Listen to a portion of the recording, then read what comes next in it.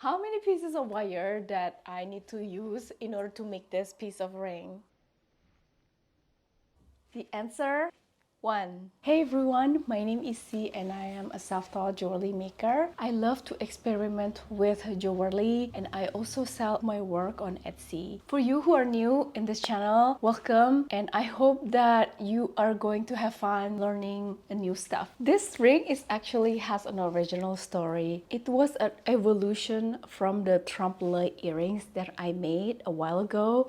If you are curious on what it is, I explain everything about it and why it's called trompe-l'oeil. I'm going to put the link on the description and on the screen. So the trompe-l'oeil was actually having like a U-shaped earrings, and it gives you an illusion that you're wearing two earrings. Thus, you have two piercings on the earlobe. I love the idea, and if it's two lines parallel, I'm thinking like, why don't, instead of having it U, I wanted to make it like an N shape. That means like a three lines parallel made with one wire. So I created an experiment. Thus, this ring was born. Today, we're going to make that. And it's going to be in Argentium silver. And it's definitely going to be as beautiful. I mean, yeah, I even prefer that in silver than in gold, but then it's my opinion. Before we dive in, I would invite you to subscribe this channel and also share to those who you think are going to be benefit from this video. Without too much of a blah blah, let's get to work. Starting with the most important thing first, the measurement. Imagine every ring you make is a custom made, so respecting the size is very important. I'm using the Contenti chart for the size 6.5. If I were to use 18 gauge wire, I need 5.59 centimeter length of wire.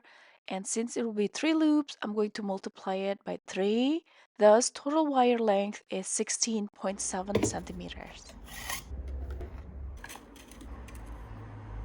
Here I'm going to cut the wire really quick. After that, I want to divide this into 3, so 5.6 centimeter each. I'm just going to mark it using the Sharpie. Now I'm grabbing my round nose pliers and fold the mark wire forming U shape. Make sure that the mark lays on the summit. The diameter of the round nose pliers will be around 2 millimeters, and you're going to make the U shape on both of the marked, but on the opposite side. So there's like N or S or a Z shape, depends on how you look at it. I'd say N. Next, grab the parallel pliers to flatten a bit of this bended wire. At the same time, I'm going to check that the diameter of the curves are the same. The larger the curve, the thicker your ring would look like. And as for me, I prefer it to be a little bit of espacé, not too far, not too close. Like I said earlier, 2 millimeters would be ideal.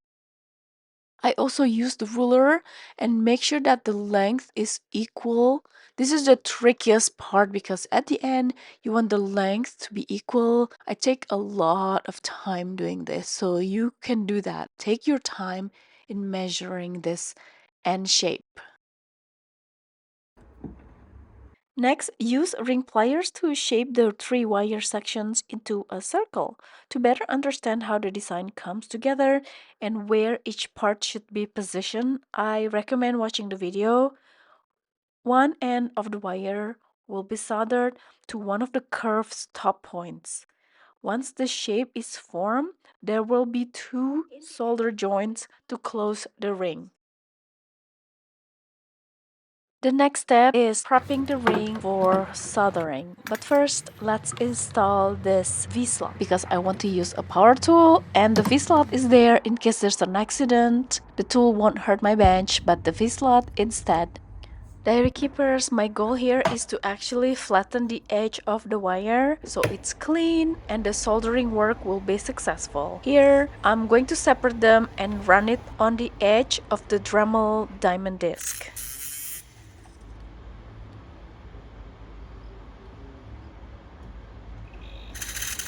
As you can see, it looks super flat and clean.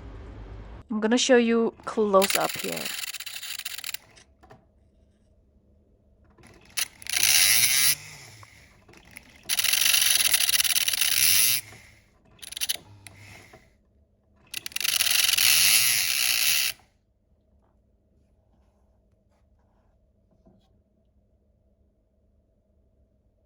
Next step is to put it back into the original position and push to side close until it touches. I'm going to invite you to watch the video on how I did it. Shove the wire into the curve to bring attention to it.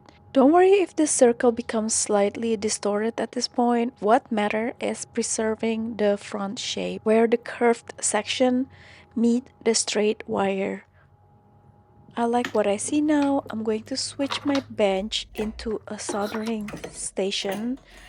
Dairy keepers, an advantage to be working on a small station is that you are forced to be tidy all the time, even if, well, I'm still not that tidy. Here I'm applying the flux to the soon-to-be ring piece. If you want to learn in details on how to solder, I have made a special video about it. I will put the link under the video description below. For this specific piece, the way to solder is important since I mentioned earlier that there will be 2 points to solder. So you want to solder 1 point at a time. Here I'm cutting the solder chip. I really want to make sure that the ring does not melt, so I'm applying extra flux here. Once the fire is on, I swap the fire onto the ring to activate the flux and then move quickly on the solder chip. Once it melts, I pick it up with a titanium pick and apply it right away on the first point.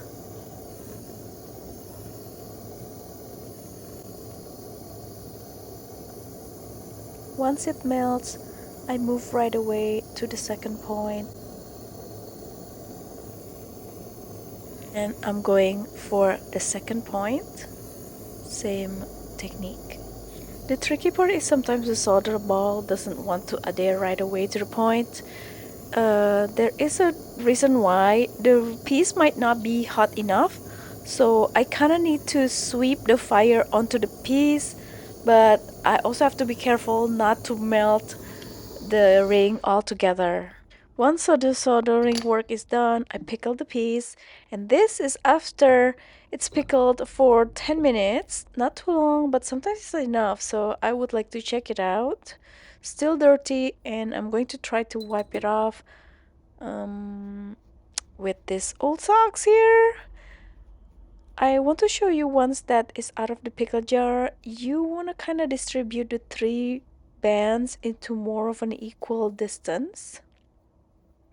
It is very soft right now because the solder pickle process, thus easier to manipulate. But since it's still black, I'm putting it back onto the pickle.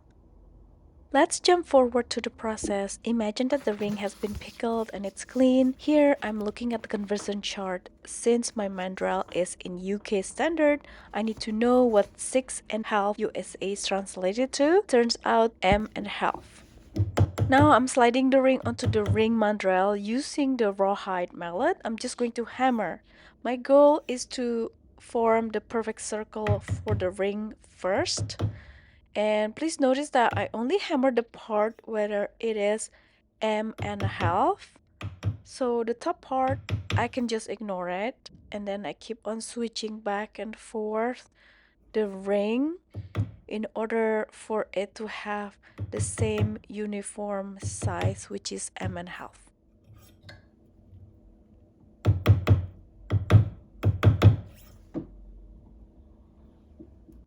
Once I have the shape of the ring in perfect circle, I'm grabbing my crosspin hammer.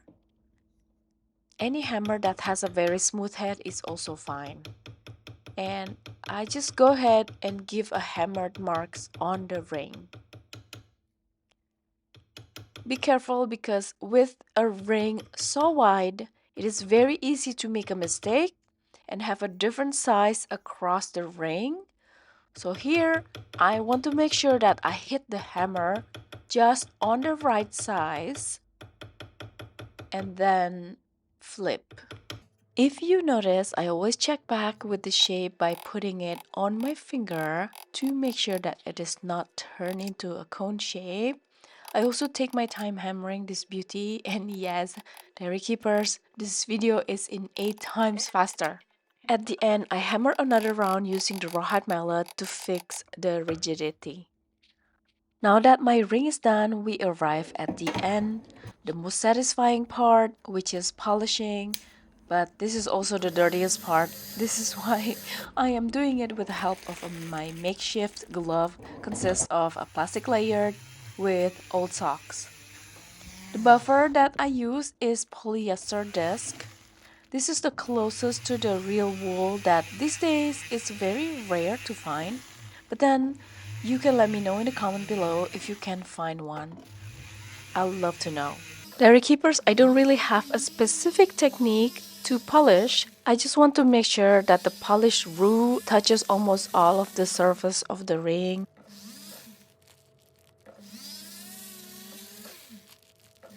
Polishing can be tricky. This is why I divide it in different sections. Once the front part is done, I would like to clean it up. Just give it a swipe with a rag. And then I switch the polishing pads, smaller this time, so I can go through the inner part of the ring. I also rub the roux onto the lint-free cloth that I cut like a rope like this and pass it in between every space of the inner part of the ring. At the end, you're going to say it right away that the ring will shine. And that's when I know that it's done. I haven't have my ultrasonic machine fixed, so right now I just wash it using a drop of dish soap and water. As you have just watched the making of this triple stack ring, I'm happy to share that this exact piece has already been shipped to its new owner in Germany. And here I'm wearing the gold-filled version in my middle finger. This is my very own that I wear every single day. And dairy keepers, which one do you prefer, the silver version or gold? This is the end of the video. You have known all the recipe. Now all you need to do is just to try to make one. If you like this ring but you prefer to buy it, you can go ahead and visit my Etsy link. I'm going to put it on the description below. Dairy keepers, stay creative and be kind to yourself and others. And I'll see you on the next video. Bye!